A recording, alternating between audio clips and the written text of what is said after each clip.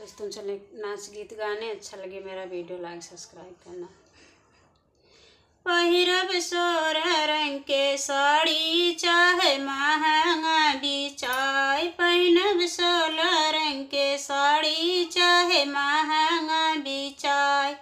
लेबै ससुरु के कमाई ससुर हैं चाहे जाए, लेबै ससुरु के कमाई ससुर हैं चाहे जाए।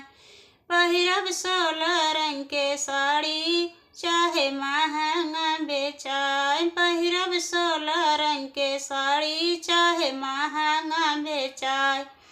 लेबै जेठवा के कमाई जेठनी रहे चाहे जाए, लेबै जेठा के कमाई जेठनी रहे चाहे जाए।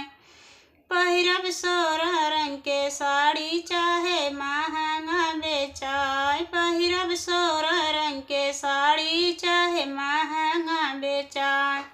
लेबै देवरा के कमाई छोटी रहे चाहे जाए, लेबै देवरा के कमाई देवरानी रहे चाहे जाए। पहिरब 16 रंग के साड़ी चाहे महंगा बेचाए, पहिरब 16 रंग के साड़ी चाहे महंगा बेचाए।